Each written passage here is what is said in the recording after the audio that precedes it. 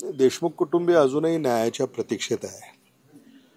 महाराष्ट्र सरकारनं आणि पोलिसांनी याच्यामध्ये आणखी तत्परतेनं काम करायला हवं अशा त्यांच्या भावना आहेत.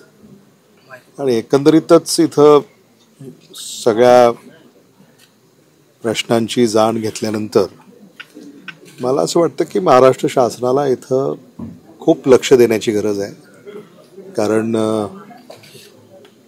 जिल्ह्यामध्ये जे चाललंय ते काही बरं नाही. 14 दिवस होते तर 4 आरोपींना अटक आहे, 3 अद्याप फरारच आहे. पोलिसांच्या भूमिकेवर काही संशय वाटतो? मला असं वाटतं की विधिमंडळामध्ये महाराष्ट्राचे मुख्यमंत्री यांनी महाराष्ट्राला हा शब्द दिला आहे की या खुनाच्या मागे जे असतील त्यांचा शोध घेऊन त्यांना अटक करून कायदेशीर कारवाई त्यांच्यावर करण्यासंदर्भामध्ये त्यांनी आपली भूमिका स्पष्ट केलेली आहे. त्यामुळं याच्यावर आम्ही सगळेच लक्ष ठेवून आहोत. देशमुख कुटुंबीय, अगदी मसाजोग गाव, केज तालुका, बीड जिल्हा हे सगळेच याच्यावर लक्ष ठेवून आहेत. मला असं वाटतं की न्याय झाला पाहिजे ही भूमिका आहे आणि तो होईपर्यंत स्वस्थ बसायचं नाही असं सगळ्यांनी ठरवलं आहे. 3 आरोपी अद्यापही फरारच आहेत.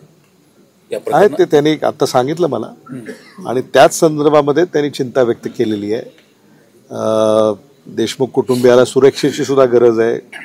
असुरक्षिततेची भावना त्या कुटुंबियामध्ये आम्हाला आता त्यांनी बोलून दाखवली.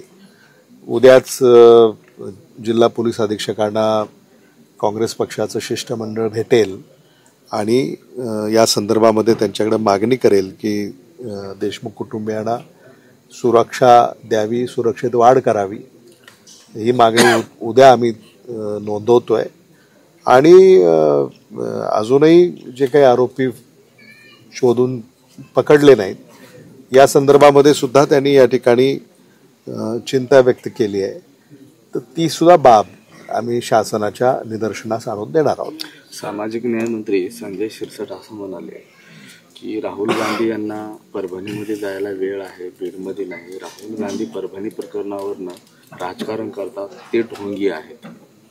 मला असं वाटतं की महाराष्ट्रामध्ये काही जिल्ह्यांमध्ये म्हणजे पोलिसांच्या अगदी चौकीमध्ये एक सामान्य निष्पाप व्यक्तीचा मृत्यू होतो.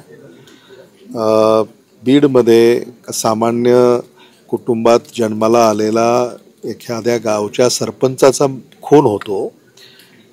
या संदर्भामध्ये अशा राजकीय टिप्पण्या मंत्र्यांना करणं शोभत नाही.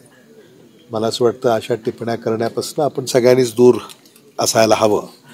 तथापि राहुल गांधी यांनी देशमुख कुटुंबियाच्या बद्दलही सगळी विचारपूस ही केलेली आहे.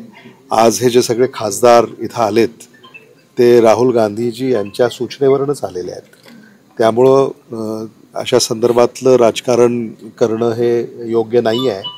आणि आज राहुल गांधी परभणीला आले. त्यांनी जे पोलिसाच्या म्हणजे चौकीमध्ये ज्यांचा मृत्यू झाला या संदर्भामध्ये त्यांनी त्या कुटुंबियाची भेट घेऊन विचारपूस केली. त्यामुळं मला असं वाटतं की शासन या सगळ्याच संदर्भामध्ये काय करणार आहे या संदर्भामध्ये जर मंत्री महोदय बोलले असते तर आपल्या सगळ्यालाच अधिक समाधान झालं असतं. Okay, thank you.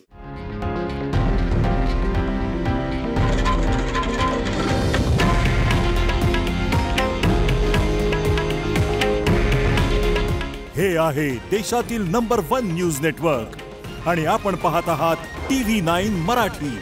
काळजी तुमची, हित महाराष्ट्राचं.